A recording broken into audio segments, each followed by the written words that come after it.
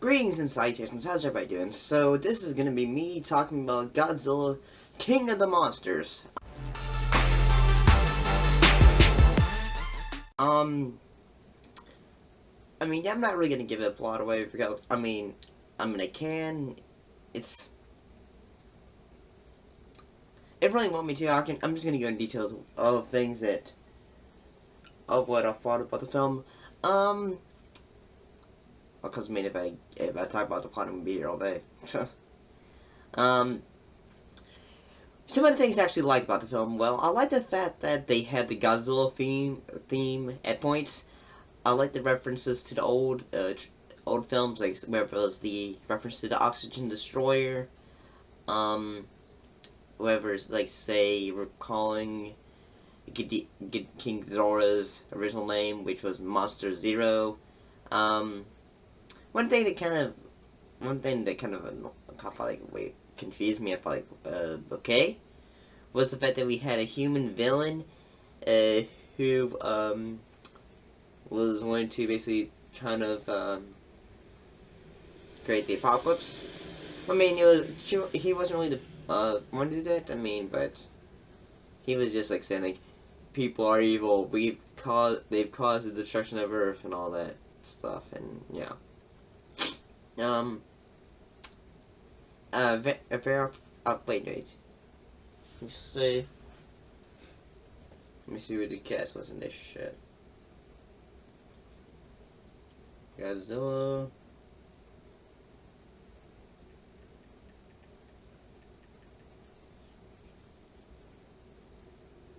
I'm just thinking, yeah, Steven, yeah, Steven, you should know this stuff. You've done this well. You shouldn't have all the notes and all that stuff.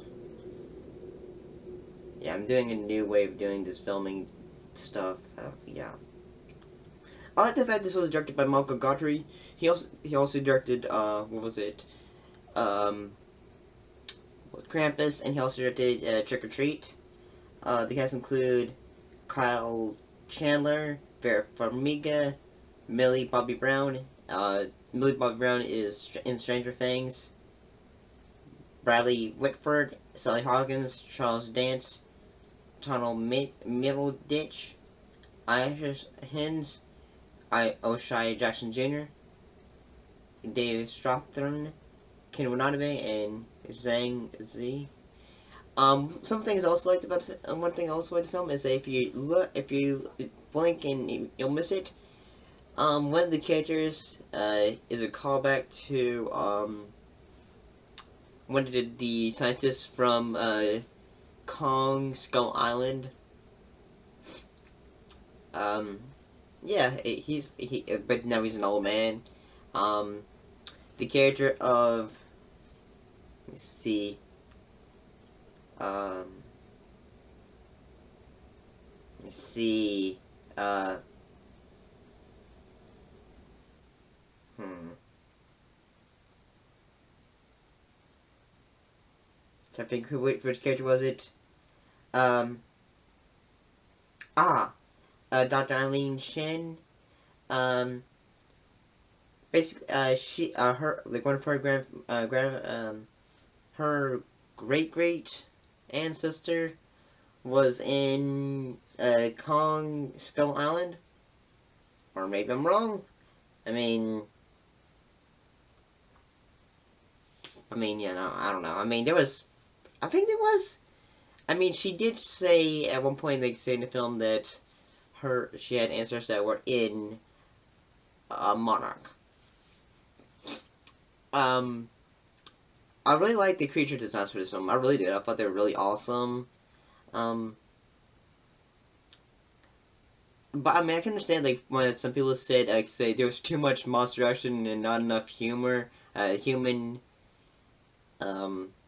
human characters were like kind of not very well fleshed out. I kind of agree with that, but at the same time,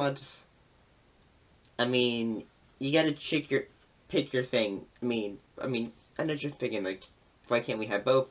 It's kind of, I feel like yeah, it's kind of true. Now that I think about it,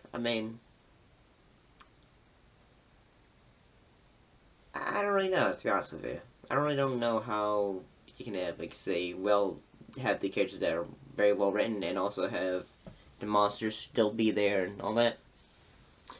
One thing I am getting tired of, and I really hope they fix this in Kong versus Godzilla, if that ever comes out now, because of, this film's not doing too well. I really hope that Kong and when Kong and Godzilla fight, hopefully it takes place in during the day, and we get some of the cinematography that we got in Kong Skull Island. Cause I like the fight scenes. I really did in this movie. I really did. But my God, can we eventually get over this nonsense of having the fight scenes in the rain? I mean, it's cool visually, but when are we gonna have something where we can actually see the monsters? Heck, I mean, even people who didn't like this movie, I'm starting to think that Pacific Uprising is kind of one of the things for, like, say, for the modern kaiju film. Like, I might be wrong.